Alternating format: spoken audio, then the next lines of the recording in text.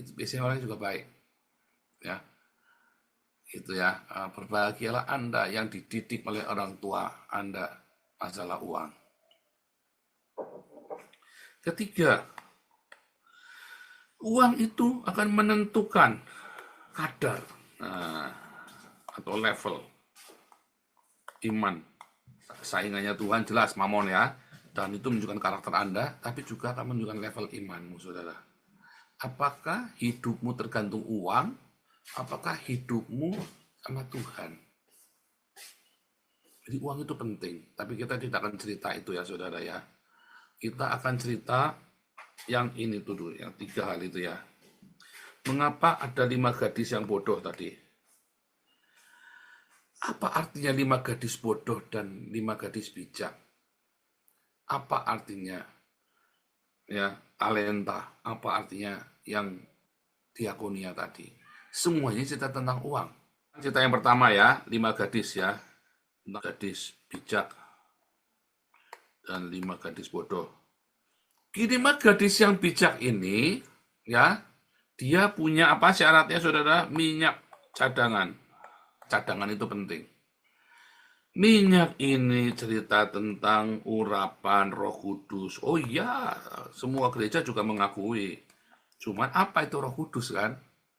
Roh Kudus ini adalah apa saudara? Ternyata rema. Ya, Yohanes 6 ayat 63. Ya, remanya Tuhan Yesus adalah roh dan hidup. Artinya kalau Anda tidak punya rema, ya Anda nggak pengen hidup. Makanya banyak orang bunuh diri karena dia tidak punya rema dalam hidupnya. Bedanya ini adalah remanya Tuhan Yesus, saudara. Kenapa orang pengen bunuh diri padahal masih sehat? Karena dia sudah tidak punya rema lagi dalam hidupnya. Ya, apakah rema itu, saudara? Rema itu adalah sebuah statement ya yang menggerakkan kognitif Anda, akal sehatmu ya, kepalamu, otakmu itu. Dan membuat kamu punya afektifnya, saudara. Iya, tak bikin, aku pengen nih, wah, terobsesi, saudara, untuk melakukan kognitifnya sepakat, saudara ya. Ada perkataan, terus ya mencerahkan kognitif kita. Lalu afektif kita, sikap hati kita itu pengen banget melakukan, bahkan terjadi psikomotorik. Tindakan. Ya, ini kan apa namanya? Dalam ini juga sama ya, iklan juga sama ya. Kalau Anda bisa mencerahkan kognitifnya orang, lalu sampai mungkin dia kepengen banget makan sesuatu yang diiklankan itu atau beli, lalu psikomotor dia beli, itulah iklan yang berhasil. Nah, iklan yang berhasil itu rema, saudara. Nah, kalau kamu punya rema, hidupmu akan bersemangat. Tapi kalau kamu tidak punya rema, entah itu remanya dari iklan, entah remanya dari perkataannya Tung Desem Waringin, apa sih, James Gui, atau siapa, motivator-motivator itu ya. Entah itu remanya dari Buddha, entah remanya dari Yesus. Kamu kalau tidak punya rema lagi, kalau kamu tidak punya tujuan lagi hidup yang mencerahkan alasan kamu hidup, karena rema itu adalah kehidupan. Kamu akan bunuh diri, saudara. Mati sendiri. Seorang, misalnya nih, ya, ada seorang kakek umurnya 90 tahun. Dia soulmate dengan istrinya. Umurnya 80 tahun, tiba-tiba istrinya mati, saudara. Tujuan hidup si kakek ini, remanya dia itu adalah istrinya. Begitu mati, 3 hari kemudian dia mati. Atau mungkin malamnya kali mati, saudara. Nah, karena yang jadi rema dia adalah soulmate-nya dia. Ya, yang membuat, makanya ada lagu ya, engkau alasanku hidup, apa? Engkau alasan aku hidup. Yesus, engkau adalah alasan aku hidup. Betul ya? Itu Pak David suka nyanyi lagu itu ya. Nah, itu saudara ya. Apa yang menjadi alasan kamu hidup? Istrimu kah? Anakmu kah? Begitu anakmu mati, saya punya tetangga dulu, anaknya mati, dia ngebuki badannya sendiri ya. Dia pekerja keras ya, dari pagi sampai pagi kerja, ini orang gila banget ya. orang Tionghoa tinggal di desa, kerjanya dari pagi sampai pagi. Suatu ketika salah satu anaknya mati tabrakan, saudara. Ya ini sejak itu dia tidak mau lagi buka malam-malam. Ya buka jam 7 pagi, jam 7 sore sudah tutup. Dulunya dia kerja 24 jam, saudara ya. Karena anak kesayangannya mati tabrakan, mati udah, saudara. Dia pengen mati katanya. Nah, itu tadi siapa yang menjadi alasan kamu hidup? Makanya Rema itu Yesus berkata, Remaku itu adalah roh dan hidup. Ya kan? Nah, jadi kita tahu bahwa roh itu adalah rema itu kan. Dan kita melihat dalam 1 Yohanes 4 ayat 8, saudara. Apa? Allah adalah apa, saudara? Agape. Ya kan? Dalam Yohanes 4 ayat 24, Allah adalah roh. Maka roh ini sama dengan agape. Benar nggak? Kan kita pakai rumus formulasi kan? Kelihatan nggak tuh yang di YouTube? Nah, saya cek dulu. Yohanes 6 ayat 63. Ya, bahwa remanya Tuhan Yesus, rema adalah roh. Ya, 1 Yohanes 4 ayat 8. Ya, Allah adalah agape. Yohanes 4 ayat 24. Ya, Allah adalah roh. Maka kita bisa mengambil kesimpulan Allah adalah roh, adalah agape, adalah rema, saudara. Ya kan? Kan formulasinya begitu. Kok bisa dipikir, memang begitu Alkitab, saudara. Orang Yahudi juga begitu cara memahaminya. Yang penting Anda tahu dulu, ini yang namanya, Anda ngerti pesyaknya enggak? Anda ngerti remesnya enggak? Ya, Anda harus tahu dulu itu, seperti itu, saudara ya. Sehingga kita ngerti Allah itu adalah roh, adalah agape, adalah rema. Sehingga kalau ada orang punya urapan dalam hidupnya, orang dia punya roh di dalam hidupnya, seperti 5 gadis yang bijak ini, artinya orang-orang ini adalah orang yang punya agape, orang ini punya rema, saudara. Berarti 5 gadis yang, berarti kesimpulannya 5 gadis bijak, dia punya roh di dalamnya, agape di dalamnya, dia punya rema di dalamnya. 5 gadis yang bodoh tidak ada, nggak punya cadangan. Ya percaya, ya ada cinta, ya sedikit, saudara. Ya kan? Kita ke Kejadian 6 ya. Rohku, remaku, cintaku tidak akan selama-lamanya tinggal di dalam manusia. Kasih, sukacita, dan sejahtera. Ya kan? Kasih buah dari roh. Lihat yang 5 ya, saudara ya. Buahnya. Buah dari roh, saudara ya. Buah dari apa, saudara? Dari rema. Buah dari rema. Kalau Anda tidak pakai rumus ini, Anda tidak bertahan dengan rumus ini, tidak. Anda kan si kiri biri si kada bara, yang cabul tetap cabul, yang konyol tetap konyol, saudara. Rohmu aneh. Kamu bukan terima roh kudus, tapi kamu terima roh yang empuh, roh apa itu. Si kiri biri segala bala-bala, tanganmu sambil gerayang-gerayang, kuraba-raba, lama-lama basah. Ya, buah dari rema itu agape. Tadi kan rema itu kan agape. Kalau Anda punya agape, Anda punya rema, Anda punya agape, Anda punya roh. Lalu dari situ ada sukacita, ada damai sejahtera, ada kesabaran, kemurahan. Ini semua adalah urutan-urutannya, saudara. Ya kan? Maka kemudian kita baca, saudara, di dalam Wahyu 6.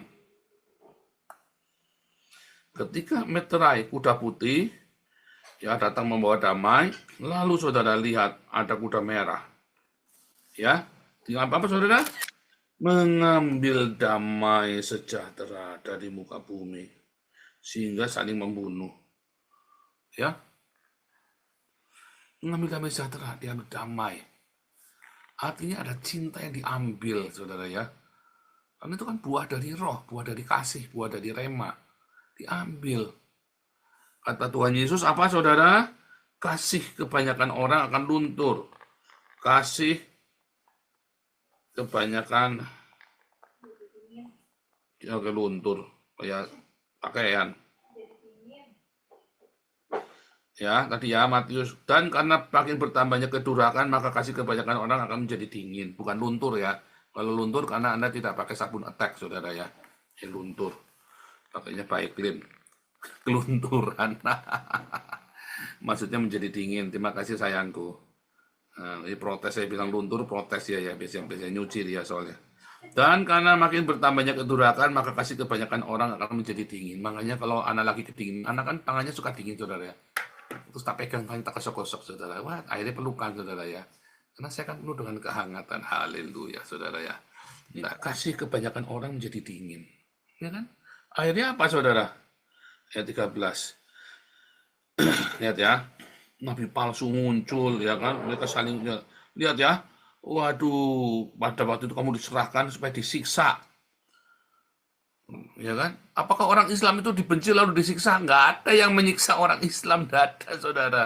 Adanya orang Islam selalu menyiksa orang Kristen. Ya kan? Di mana-mana orang Islam pergi, kalau dia mayoritas pasti orang Kristen disiksa. Ada nggak orang Islam disiksa sama orang Kristen? Nggak ada. Lalu itu Pak yang di Guantanamo itu Pak, sama prajurit Amerika, apa prajuritnya Kristen? Apakah atas nama Yesus menyiksanya? Teroris-teroris ini kan bukan, tidak ada urusannya. Ini orang Islam kadang-kadang yang maksa ya, saudara ya. Tapi kalau orang Kristen di tengah-tengah orang Islam pasti dianiaya, saudara ya. Kayak pada waktu itu kamu akan diserahkan, disiksa, dan kamu akan dibunuh dan dibenci semua bangsa oleh karena namaku. Orang Islam suka dibenci oleh semua bangsa, ya kan? Apa karena nama Yesus, saudara? Kan bukan. Karena kelakuannya sendiri di mana-mana. Kamu mau ngambil alih negara kan compong kamu itu. Ya kan? Dan banyak orang akan murtad dan mereka akan saling menyerahkan, saudara, dan saling membenci. Inilah cerita orang Kristen, bukan orang Islam. Ya, artinya nanti kamu yang menyerahkan adalah saudaramu sendiri. Makanya kemarin kan, ya kan, si siapa Marcel ya nanya ya, kenapa kita nggak lawan aja ya? Lah yang menyerahkan adikmu sendiri, yang menyerahkan istrimu sendiri, anakmu sendiri, yang menyerahkan kamu loh. Masa mau dilawan? Nggak tega hatimu, saudara. Banyak nabi palsu akan muncul dan menyesatkan banyak orang. Salah satunya Muhammad, saudara ya. Dan karena makin bertambahnya kedurhakaan, maka kasih kebanyakan orang akan menjadi dingin. Tetapi orang yang bertahan sampai kesudahannya akan selamat. Ya, dan Injil Kerajaan ini akan diberitakan di seluruh dunia menjadi kesaksian bagi semua bangsa. Barulah tiba kesudahannya, ya. Baru Yesus datang. Ya, selesai sudah aniayanya gitu maksudnya. Nah, jadi saudara, ketika nanti 1 Tesalonika 5 ayat 3. Ya, apabila mereka mengatakan semuanya damai, aman. Ini kuda putih tadi ya, damai, aman. Ya, tiba-tiba mereka ditimpa oleh kebinasaan tadi ya, tiba-tiba dibajak microchipnya, saudara. Jadi peralihan dari kuda putih ke kuda merah tadi, itu gara-gara microchip dibajak. Kita ini sekarang di fase kuda putih loh, saudara ya. Yang Anda lihat ini Iran apa, nggak ada apa-apanya. Lebanon, dulu pasukan TNI terbirit-birit, saudara ya, mau pulang ya. Pasukan TNI ya, pas dalam kondisi baik, belum akan ditarik ya, saudara ya. Oh, bangga saudara ya TNI. Tapi kenapa nggak disuruh perang sama Israel, saudara? Ya, tapi Lebanon sendiri, pasukannya Lebanon, tentaranya Lebanon itu ditarik semua ya, pada ke utara semua ya. Mana nih, tentara Lebanon ditarik mana ya, saudara ya? Pasukan militer Suriah ditarik dari Lebanon. Yang tentaranya pada nggak mau dukung Hizbullah itu loh, saudara ya. Pemerintah Lebanon tak bantu Hizbullah melawan Israel. Nggak berani, saudara ya, ditarik. Aman, sudah selesai perangnya ini di Lebanon itu sudah nggak ada perang, perangnya udah nggak imbang. Iran juga sama nih, sebenarnya dibalas sama Netanyahu, kelar saudara ini Iran ini juga ya. Khamenei tiba-tiba hilang aja. Sudah selesai nih, aman. Tapi tiba-tiba saudara ya, dunia itu nanti dirusak. Tiba-tiba dunia yang aman-aman itu dirusak. Ya, 2 Tesalonika ya 2 ayat yang ke, lihat ya. Dan sekarang kamu tahu apa yang menahan dia, sehingga ia baru akan menyatakan diri pada waktu yang telah ditentukan. Apa itu, saudara? Itu Roh Kudus, ya kan? Nanti Roh Kudus akan diambil tuh dari kuda putih, jadi kuda diambil Roh Kudus. Apa Roh Kudus? Cinta itu diambil dari muka bumi. Cinta itu akan diambil dari muka bumi. Yang tersisa cuma yang ada di hatimu saja, saudara. maka yang tersisa hanya ada cinta yang ada di hatimu. Karena akan diambil dari muka bumi, saudara. Ya, jadi ada 5 gadis yang bijak yang sudah punya cinta yang melimpah di dalam hidupnya. Apakah Anda hari ini gadis yang bijak? Apakah kamu punya cinta yang melimpah di dalam hidupmu, saudara? Roh di dalam hidupmu. Punya, Pak. Buktinya apa? Buktinya kamu pelit. Ya, ngawur, saudara. Kamu diakonia itu adalah bukti kamu cinta. Berbagi hidup itu adalah bukti, saudara ya. Di depan rumah kita itu ada ya gratis Eton itu ya. Kita bikin ini ya. Ini adalah bukti, saudara, kamu tuh berbagi cinta apa enggak. Lah, kamu pelit, tapi saya kebanyakan alasan. Nah, nanti kaitannya sama talenta lagi nanti ya. Kamu enggak mau berbagi cinta. Latihan, ya urapan itu didatangkan, ya karena kamu punya cinta yang melimpah. Pertama, kamu harus berdiakonia, nggak ada cara lain, saudara. Cara, kumpulkan minyak urapan, ya kan? Satu, kamu harus diakonia, nggak ada cara lain. Diakoniamu harus tulus. Dan harus genap hati, yang militan, saudara. Diakonia jangan cuma icip-icip tok. Gajimu 50 juta, kamu cuma ngasih diakonia 50.000 ke damai. Kan edan kamu itu, saudara. Makanya ya, buahmu itu apa? Kamu ngatain orang sesat, kamu ngatain orang ini salah, orang... semua kamu kata-katain sesat, nah buahmu apa? Kedua, saudara. Minyak ini kan cinta, saudara kan? Benar nggak? Agape ini kan nggak cuma bacot doang. Katanya Yakobus, ya, aku mengasihi kamu. Bacot doang lu. Ada cinta, ada pengampunan di sana. Makanya ada 2 hal, saudara ya. Ada 2 hal yang membuat kamu tidak masuk surga walaupun kamu sudah mengaku Yesus Kristus adalah Tuhan. Satu, kalau kamu tidak bersedekah, tadi Matius 25 ayat 36 sampai 46. Kedua, kalau kamu tidak mengampuni di dalam Matius 6. Ya, kalau kamu ngampuninya 5, ya kamu diampuni 5, kamu ngampuni 10, begitu, saudara. Itu kan janjinya kita. Kamu kan berjanji pada Tuhan, Tuhan, ampuni aku, Tuhan, seperti aku mengampuni orang lain. Jadi kalau ada yang nggak diampuni, kamu ada nggak, ya berarti kamu ada yang nggak diampuni juga. Kan kamu sudah janji sama Tuhan, ampunilah aku, seperti aku mengampuni orang yang bersalah kepada aku. Ya kan? Lalu diramu lagi ada perumpamaan tentang hamba yang punya utang 10.000, lalu dia cekek, ya setelah diampuni 10.000-nya, dia datang, dia ada orang utangnya cuma 100, dicekek yang 100 itu, saudara ya. Dipanggil hambanya yang tadi, kenapa kamu tidak ngampuni dia? Oh, dipasukin ke penjara sampai utang lunas, ya kapan lunas ya, saudara, dia di penjara, nyautnya gimana? Kapan bisa lunasi yang dia di penjara? Ya kan? Jadi budak dosa. Karena kamu nggak mau ngampuni. Karena kamu tidak mau mengampuni. Jadi cara mengumpulkan minyak itu ya, yaitu satu dengan diakonia. Itu sudah nyata, saudara. Dan pengampunan. Makanya ceritanya tentang uang. Makanya begitu datang mempelainya, minyaknya udah mau mati, saudara, nggak punya cadangan. Yuk tak beli dulu, harus beli. Beli kan pakai uang. Harus beli pakai uang, nggak ada cara lain, ya kan? Bahkan cerita pengampunan pun diilustrasikan dalam apa, saudara? Pengampunan itu, saudara, dengan utang piutang. Makanya kalau ada orang utang, kalau utang dagang kamu tagih, saudara. Tapi kalau utang dia konsumtif, anak yang sakit atau utang yang buat apa tadi, beli makanan, ya udahlah, dilepas aja lah, saudara. Ya, apalagi orang sudah bangkrut, sudah dilepas saja. Ya, kamu kejar, kamu nggak hidup, saudara. Ya kan, kamu nggak, kenapa banyak orang nggak bisa pulih? Kayak papi saya dulu ditipu habis-habisan ya. Kalau diingat-ingat orang ini punya utang, ya nggak hidup. Sementara orang yang sudah bangkrutnya sama-sama sudah bangkrut dulu ya. Terus satu ketika kami ketemu ya, si mami saya nunjuk, orang itu yang pernah utang sama papi. Terus kenapa nggak dia, nah, gitu ya. Terus mami kayak orang penasaran begitu ya, saudara ya. Terus saya bilang sama mami, ini kenapa nggak dilepaskan aja, kan sudah sama-sama sudah bangkrut. Nah itu ya, saudara ya. Makanya selalu ceritanya tentang uang. Ya, gadis yang bodoh yang bijak ini ceritanya uang, saudara. Beneran ya. Bagaimana kamu melepaskan uang itu? Bukan kamu boros-borosan pamer-pamer sok-sokan onggongan, bukan.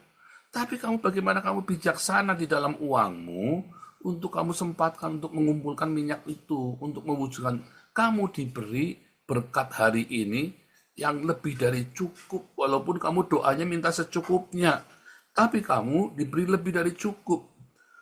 Our daily bread. Tapi Tuhan kan nggak ngasih roti buat sehari, buat sebulan dia kasih, saudara. Benar nggak? Tuhan kasih itu lebih dari cukup. Bukan hanya secukupnya, bukan hanya rotimu hari itu, bahkan diberikan lebih dari untuk hari itu, supaya kamu bisa berbagi. Maka di dalam mengumpul, di dalam pengampunan ya, di situ ada apa, saudara? Ada belas kasih. Ada apa, saudara? Ada karakter di situ. Kamu digenjat, saudara ya. Kamu dihina. Kamu lepaskan pengampunan. Sakit nggak? Sakit. Tapi kamu tetap lepaskan pengampunan. Kamu lagi miskin. Ingat janda yang memberikan 2 koin itu kan. 2 keping terakhir hidupnya. Itu seluruh hidupnya dia, katanya Tuhan Yesus. Ya kamu lepaskan. Itu wangi, itu harum sekali. Itulah minyak zaitun, saudara ya. Itulah minyak zaitun, minyak yang kudus, yang spiritual, yang kamu simpan. Lah kamu kesenggol dikit juga nggak bisa ngampuni kok, ya kan? Kamu kesenggol dikit ngamuk, dendam. Jadi itu, saudara ya, cerita tentang minyak itu, minyak urapanmu itu ya. 1, kamu diakonia. 2, kamu harus lepaskan pengampunan. Sakit nggak? Sakit. Waktu kamu lepaskan pengampunan itu sakit sekali, saudara ya. Hatimu nggak rela, dagingmu itulah daging yang nggak rela, itulah. Lepaskan pengampunan. Ya, utang piutang kalau orang sudah bangkrut, orang-orang yang sudah nggak punya apa-apa, apalagi itu untuk masalah untuk makan, untuk penghidupannya dia, udah lepasin aja, saudara. Tuhan akan berkati kamu lebih lagi. Kita nggak punya banyak uang, saudara ya. Tetapi Tuhan berkati kita. Anak-anak saya sekolahnya benar, kami pelayanan diberkati Tuhan, banyak jiwa dimenangkan, kita baptis banyak orang di sini. Perlu uang nggak? Ya perlu. Tetapi nggak perlu juga. Artinya apa? Bukan sesuatu yang kudu ada. Tapi Tuhan selalu sediakan yang kita perlu. Itu yang paling penting. Dan itu tidak selalu uang. Karakter itu dari uang itu, saudara ya. Kalau kamu lagi berkonflik dengan orang, jangan kamu blok dia, supaya dia bisa beres sama kamu. Supaya dia bisa beres sama-sama. Supaya kita sama-sama diselamatkan. Loh kamu nggak mau membuka diri untuk pengampunan kok. Oh sudah ngampuni Pak, tapi kan kamu nggak mau berinteraksi kan. Ini kamu udah ngampuni, kamu cuma berretorika bohong kamu. Coba jangan nggak percaya saya. Makanya hidup kamu nggak bertumbuh. Coba kamu buka diri untuk pemberesan. Habis kamu, saudara, jangan pikir orang-orang ini bisa lolos. Enggak, saudara, dia nggak bisa ngumpulin minyak urapan. Nah, yang kedua, tentang talenta. Talenta ini apa, saudara? Bakat, Pak. Salah. Siapa yang bilang talenta itu bakat? Anda di framing ya, bahwa talenta adalah bakat ya. British Got Talent, Amerika Got Talent, Indonesia Got Talent. Talenta itu bakat. Bukan. Talenta itu sama dengan uang. Uang lagi, saudara. Talenta itu uang ya, bukan bakat. Talentanya main musik, Pak. Dia punya, saudara-saudara Anda yang punya talenta main musik. Wah, kan? Siapa yang di sini punya talenta main musik, saudara? Talenta gundul mupeang, saudara. Anda harus mengembangkannya untuk Tuhan, supaya yang 2 talenta jadi 4 talenta. Dulu dia cuma bisa main biola, sekarang dia bisa main lainnya, saudara. Ayo gunakan untuk melayani Tuhan. Itu kan talenta main musik katanya kan. Oh ini talentanya, dia talentanya menyanyi, Pak. Coba Anda kalau lihat talenta, orang punya talenta pasti menyanyi, main musik, talentanya khotbah, itu namanya talenta di dalam gereja, saudara. Salah, saudara. Saudara, siapa yang jago kentut? Ayo, boleh enggak layani di gereja, saudara? Kalau tempat kita nggak boleh, saudara. Tapi mungkin di gerejanya kalian boleh, saudara. Oh, ini kan talenta, saudara. Siapa yang bisa talenta kentutnya indah, saudara? Loh, ya kan? Talenta kentut indah itu talenta loh, saudara. Talenta bukan, talenta kentut, talenta. Lo talenta, kamu bisa nggak kentut? Tiut, prit, prit, prit, prit, prit. Siapa yang bisa kentutnya begitu? Oh, itu talenta hebat, saudara bisa kentut. Jangan sampai nanti ampas saya keluar. Talenta itu, saudara. Kalau definisi talenta itu. Masalahnya itu bukan. Talenta itu adalah uang. Yesus cita uang, bukan cita bakat main musik. Bukan lagi cita bakat nyanyi, bakat khotbah. Gereja-gereja zaman kuno, ya kan, karena tadi di framing kamu talenta itu adalah bakat, bukan talenta itu cita uang. Ketika Yesus cita talenta, itu Yesus benar-benar cita uang, saudara. Tadi ya, Matius 25 tadi kan, 5 talenta, 2 talenta, 1 talenta. Ya, saudara ya. Ada orang yang punya 5 talenta, saudara. Dari lahir dia memang terlahir kaya raya, saudara. Dan ada orang yang cuma punya 2 talenta. Dari lahir ya hidupnya pas-pasan. Ada yang cuma punya 1 talenta, dari lahir hidupnya melarat, saudara. Ajaib ya, saudara ya. Itu kenyataan. Anda mau terima mau enggak, kenyataan, saudara. Kenapa kamu enggak lahir jadi anaknya Lim Siulyong, saudara? Kamu jadi anaknya Mak Kiem. Kenapa kamu jadi anaknya tukang beca? Kenapa ada orang jadi anaknya James Riyadi, saudara, terlahirnya? Ya kan? Itu kan kenyataan, saudara. Tuhan memberikan dengan sangat adil. Oh, enggak adil, Pak, saya jadi anak tukang beca. Adil, saudara. Ya. Nah, saudara, ada orang dikasih 5 talenta. Benar-benar ya, ini cerita materi, saudara. Ini cerita uang. Ada 2 dan ada 1. Ya. Tetapi ada orang yang dari kecil, lahir dari keluarga miskin, tapi dia diberi tangan yang dingin sehingga dia bisa menghasilkan puluhan, ya, bisa bekerja dengan sukses. Kayak itu yang Pak SK itu kan, menurut ceritanya kan dia ternyata dari keluarga miskin, Pak SK itu ya, sampai bisa jadi konglomerat begitu ya, saudara ya. Itu kan dari keluarga miskin, Pak SK ceritanya ya, saat makan 1 telur dibagi 5, saudara ya, 1 telur bagi 5 dulu dibagi ya, sampai dia sekarang menjadi ini kan yang apa namanya, menjadi salah satu donatur kita. Anda lihat donatur kursi roda itu dari orang miskin, saudara, donatur kursi roda kita. Anda kalau lihat tuh cita-cita para donatur kita itu dari orang miskin semua loh, saudara. Itu Tuhan adil, saudara. Tapi orang ini mengembangkan talentanya. Dia nggak cengeng. 1, talenta adalah uang. Adalah materi. 2, ada orang yang miskin, terlahir miskin dan kaya. Ada ya. 3, saudara. Ini cerita fakta ya. Ada orang miskin, berjuang, kemudian dia menjadi kaya. Ada orang kaya, malas, kemudian dia jadi miskin. Itu cerita talenta, itu beneran, saudara ya. Masalahnya, kebanyakan orang miskin, dia tidak berjuang sehingga dia tidak bisa kaya. Lebih banyak orang miskin yang tetap miskin. Miskin dan tetap miskin. Mengapa? Karena ini adalah sebuah kutuk, saudara. Miskin dan tetap miskin. Mentalitasnya mentalitas kere. Miskin kelamaan. Mintanya minta-minta. Kalau Anda dikasih nih, misalnya dimodalin, mau buka warung, nah dimodalin. Orang kalau sudah kelamaan miskin, dimodalin buat buka warung, jadi nggak dia, saudara? Ayo. Pasti jadi, Pak. Wah, saya sudah ngetes, sudah banyak orang. Habis. Saya sudah ngetes, saudara. Saya sudah nyoba banyak orang. Maaf ya, Anima Cruz itu udah pernah kita modalin buka warung, saudara. Habis. Serius, saudara. Karena saya sudah bilang sama pengurus, bukan pengurus yayasan kita ya, tapi dulu saya ada yayasan yang lain ya.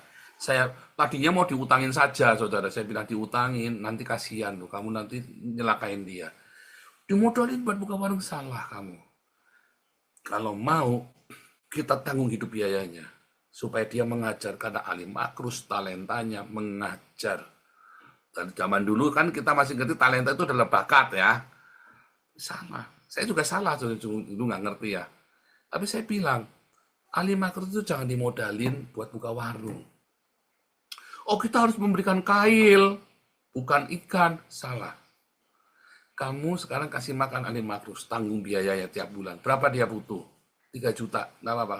Kita kan mau pulihkan Ali Makrus kan supaya dia kembali melayani Tuhan. Kita punya jaringan, kita masing-masing punya gereja. Kamu undang dia buat ngajar. Maka dia setiap bulan minimum dia punya uang 5 sampai 10 juta kalau dia ngajar di gereja kalian. Setiap khotbah dia dapat 3 juta. Maka sebulan dia punya 12 juta. Coba saya sudah ajarin begitu saudara ya. Tapi dasarnya yaitu tadi. Ini orang punya duit tapi mau sok atur hidupnya orang. Kasih dia kail. Terus mau diutangi. Jangan diutangin. Udahlah saya putusin. Siapa yang setuju diutangin? Akhirnya mereka pada sadar, ya kalau diutangi kalau bisa balik. Kalau enggak kan kasihan dia tambah terjerumus. Kita modalin saudara bikin warung akhirnya kan. Bikin warung beneran ya. Akhirnya bangkrut warungnya. Kenapa? Ya karena ya itu tadi dia tidak punya bakat bisnis, dia bukan orang yang bisa mengelola uang. Habis uangnya saudara. Salah dia bukan, ya salah yang ngasih. Bukan salahnya dia. Kita sudah tahu Ali Makrus tidak bakat dagang, dia nggak pernah dagang. Dia seorang pengajar dan dia sangat baik ketika mengajar. Istrinya juga pengajar yang baik. Anda bisa pakai tuh istrinya buat ngajar bahasa Arab tuh. Gereja-gereja kalau Anda tertarik ya, saya sangat rekomen ya. Isinya itu guru ya, guru bahasa Arab. Memang kalau nggak salah sarjana. Ali Makrusnya juga sarjana dan dia bisa mengajar dengan baik, saudara. Dia bisa mengajar Islamologi, tapi nggak dipakai. Kan goblok kalian. Saya pikir kita punya ahli Makrus satu, kenapa kamu nggak dipakai buat ngajar Islamologi? Malah kamu orang nggak jelas bisa diajari ngajar Islamologi. Kalau ahli Makrus ini kan memang bidangnya dia.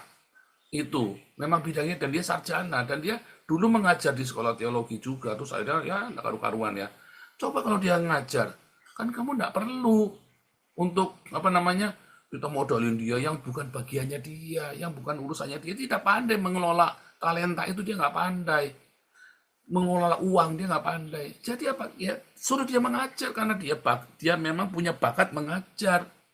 Itu saudara ya, bakatnya dia memang ngajar, bukan dagang. Nah itu maksudnya ya saudara. Kan kasihan karena akhirnya kita jerumusin dia akhirnya kan. Waktu saya komplain berat itu waktu itu ya tuh kan. Untung dulu nggak diutangin, kalau nggak dia tambah beban mental nggak. Saya bilang kasih, kita cek aja. Tapi memang saya sudah berapa kali, saya kan dulu banyak bikin project-project untuk mengangkat kemiskinan gitu. Anda kasih dia duit, kasih ini modalin segala macam. 100 orang saya kasih 100-100-nya duit hilang semua, saudara, habis. Ya. Jadi salah, bukan begitu caranya. Bukan kasih kail, jangan kasih ikan, itu ajaran orang Tionghoa. Orang Tionghoa itu bilang jangan kasih ikan, kasih kail.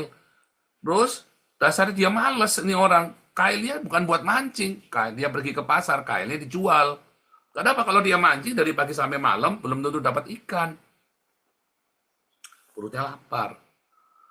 Anaknya jerit, lapar pak, dia lagi mancing, lapar pak, wah, ikannya lari nggak, saudara? Lari lah.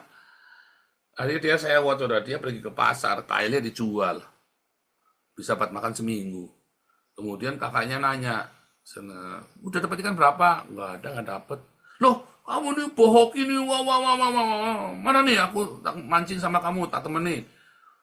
Kailnya mana? Tak jual ke pasar. Goblok kamu, akhirnya berantem, saudara. Ini berantem.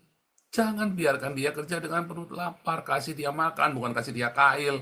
Salah itu filosofi Tionghoa itu. Bukan kasih dia kail. Tuhan Yesus bilang apa? Kasih dia makan. Lalu dia disuruh kerja dengan perut kenyang. Itu yang benar, saudara. Ya, makanya proyek itu makan siang gratis itu Prabowo itu belajar dari kita. Itu ajaran Tuhan Yesus. Beri dia makan. Beri mereka makan, kata Tuhan Yesus. Biar perutnya kenyang, supaya jangan goblok. Setelah itu dia kerja. Dia mau kerja apa saja. Nyaman, tenang. Itu cerita tentang talenta. Yang keempat, saudara ya. Ya, talenta ya. Yang keempat tentang talenta ini, saudara. Ada orang ya diberi usaha atau bisnis ya. mau bisnis ikan asin, mau warung Tegal, mau bisnis gereja sekalipun. Dan dia memang punya kemampuan. 2 talenta jadi 4. 5 talenta dikelola jadi 10. Nah, yang 1 talenta, dia tidak memanage dengan baik. Tetap 1. Ya kan? Karena dia punya, terus tanam uangnya itu nggak diusahakan. Kenapa dimaksud 2 jadi 4, 5, 10? Tuhan Yesus berkata, barang siapa nabur dia nuai. Itu juga termasuk diakonia. Ketika Anda menabur untuk diakonia, Anda menabur untuk proyek-proyek penginjilan. Karena kan ujungnya kan di mana hartamu berada, ya diakonia dan marturia, saudara. Rumusnya apa? Di mana hartamu berada, di situ hatimu ada. Jadi hartamu itu kamu harus kelola supaya itu berbuah dan itu diberikan untuk diakonia dan marturia, saudara. Maka barang siapa menabur, dia menuai. Kalau kamu tidak menabur, kamu tidak menuai. Kalau kamu menabur 2 jadi 4, 5 jadi 10. Yang 1 kamu tidak taburkan, kamu simpan. Pak, saya sibuk. Kenapa kamu tidak bagi rezekimu kepada saya? Sibuk, Pak. Saya tidak sempat beli nasi bungkus. Ya kamu transfer ke Damaris dong. Suruh Damaris kelola. Transfer ke Gilbert. Ya, beli jam tangan, saudara. Kalau kamu transfer ke Damaris, diberikan makanan, dibagi-bagi. Kamu transfer ke Damaris, diberikan jam tangan, saudara. Kamu transferlah ke Damar Kasih.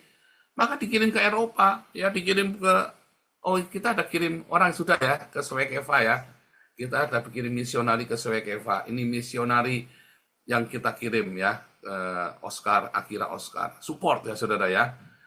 Kita mau bikin, ini rencana ya, 1 sumur bor, 2 kita mau kasih makan, stunting di sana. Tapi yang sumur bor itu sedang dibahas lagi karena ternyata pemerintah sudah membikinkan sumur-sumur bor di sana ya.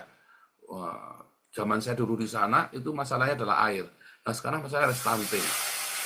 Kita kan kerjasama dengan gereja-gereja lokal di sana supaya orang pergi ke gereja, terus kita kasih makan di gereja itu ya, kasih susu, kasih ikan, kasih telur gitu ya, saudara ya, supaya sehat anak-anak ini ya. Kita butuh 185 anak setiap hari di desanya dia, di desanya Oscar yang sekarang tinggal ya. Saudara ingin menabur, kirim aja ke Damar Kasih, nggak usah pakai kode apa-apa, karena itu adalah proyek Damar Kasih. Kalau untuk Eropa, Anda kasih kode 777 ya, untuk Eropa ya. Itu untuk pekerjaan di Eropa kita, untuk pekerjaan pelayanan kita di Eropa, penginjilan kita. Lah, kamu cuma bacot doang, kamu nggak bagi. Ya, percuma, saudara. Kamu harus bagikan. Kamu kan nggak bisa penginjilan ke Soekeva. Uangmu kirim, saudara. Ya kan? Jangan kamu cuma punya 1 talenta, kamu simpen alasannya kebanyakan cincong, kebanyakan bacot kamu, tapi talentamu 1, disimpan terus. Terus kamu bilang, Tuhan hamba yang jahat.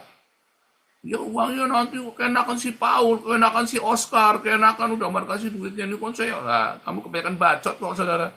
Intinya, kamu kan cuma punya 1 talenta, itu yang punya 2 talenta udah ditabur sama dia. Ya kan, udah jadi 4, yang 5 jadi 10.